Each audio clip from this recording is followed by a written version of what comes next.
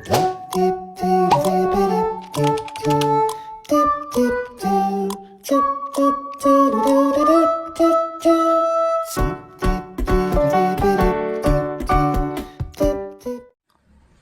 araw sa mga kaklase ko sa TEA, lalong na dito sa aming conference, sa North Negros Conference, at diyan sa mga kaklase ko diyan sa Central Area Conference, at lalo na sa ating guro na si Pastor D.R. Reyes.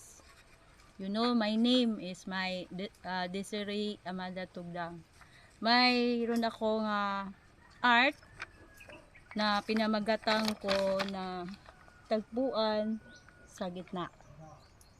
Ito ay nagkonteksto sa aking sarili na nagkaangkla sa tema, isang tao, dalawang mundo, isang pag-ibig.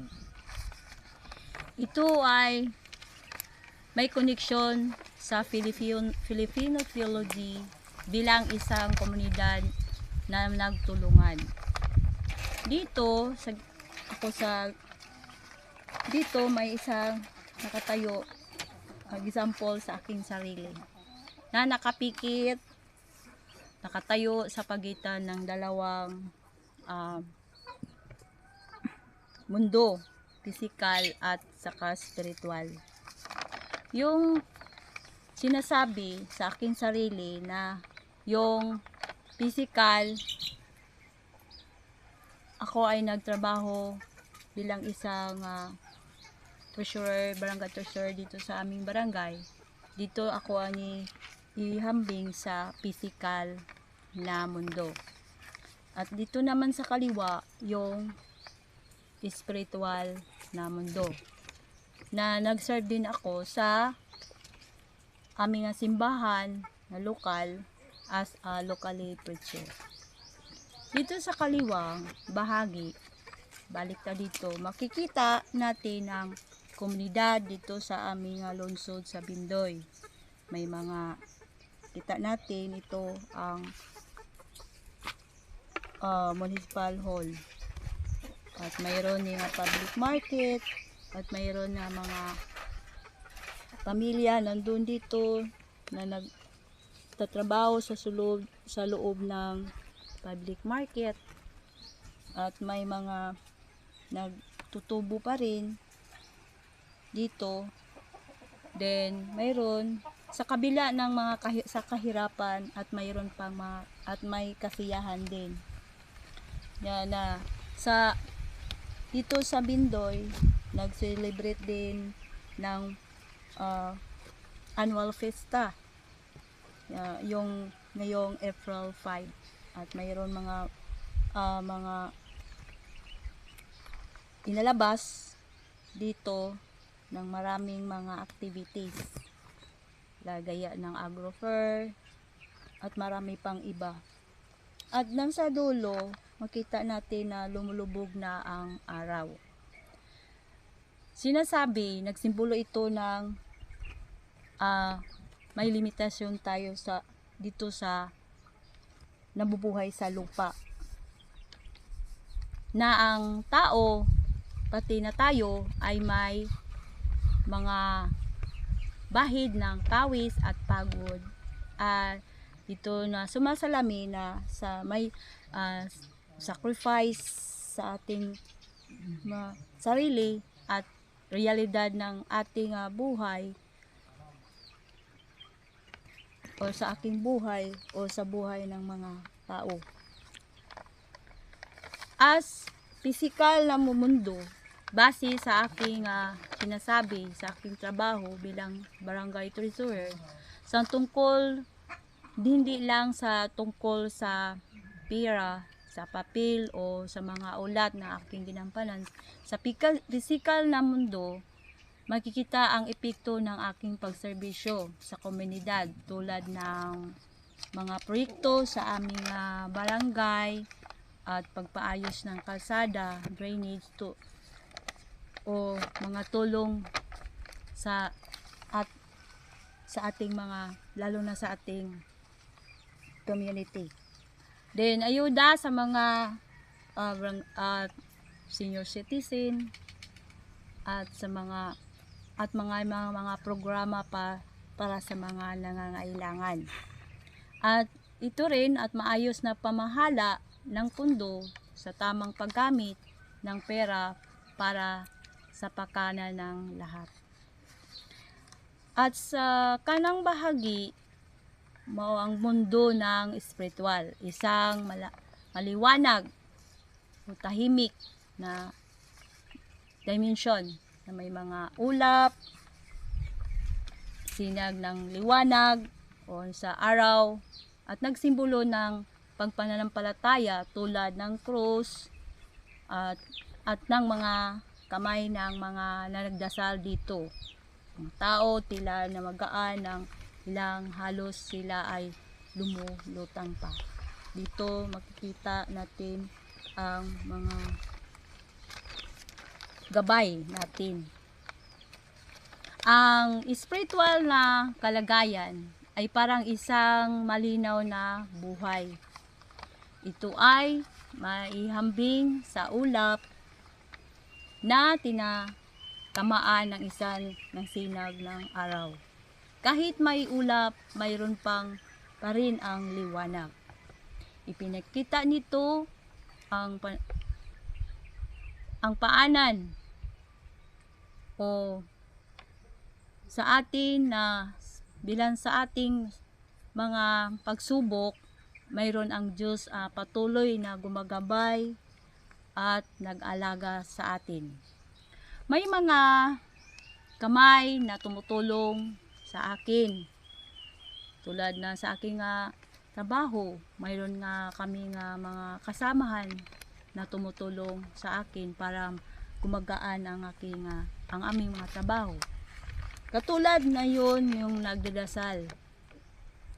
Ito ay sa gitna ng mga hinaharap namin, mayroon tayong nagpoprotekta sa atin at hindi ako nag-iisa sa aking sarili.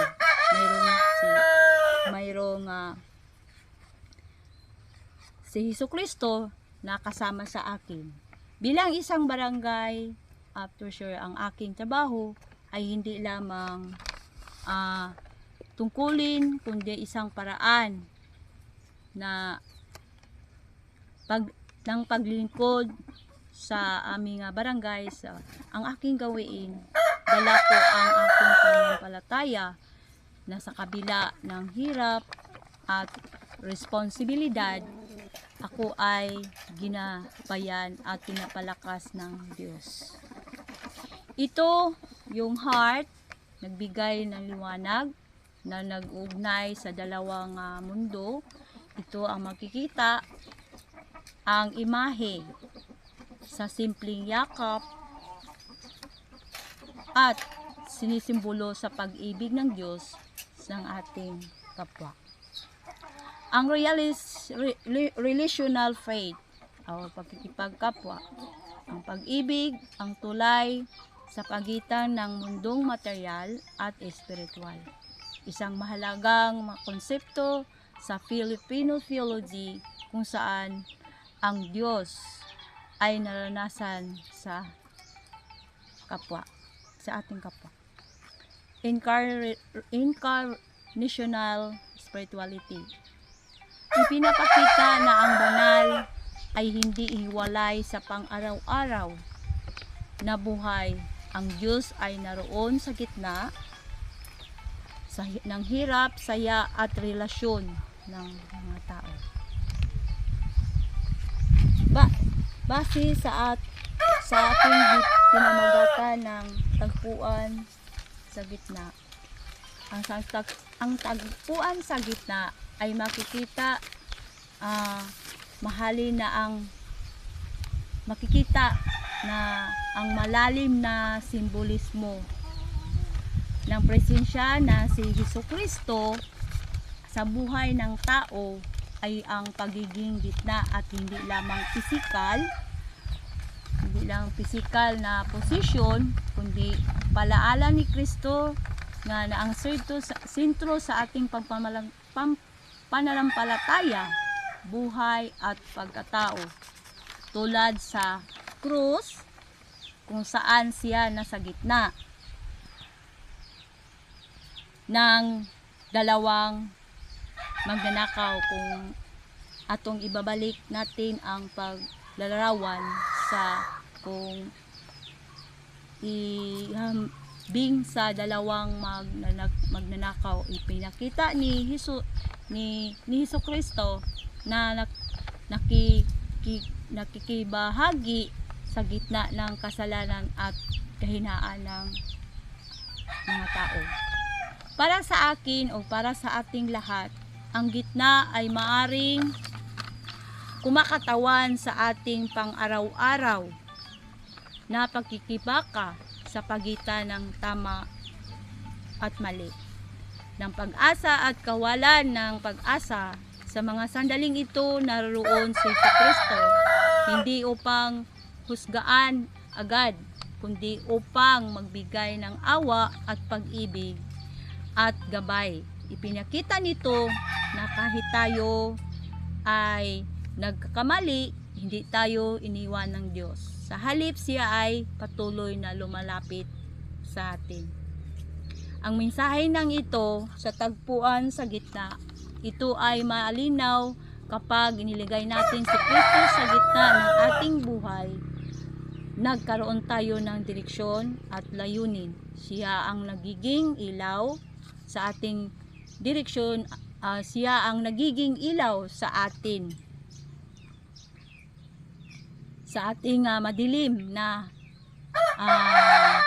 experience at sandigan sa ating kahinaan. Sa huli, ang pagiging sa gitna ni si Hesukristo ay nandyan siya sa atin. Gawin din siyang sentro sa ating puso at sa ating mga pamumuhay. At dito, wakas ang aking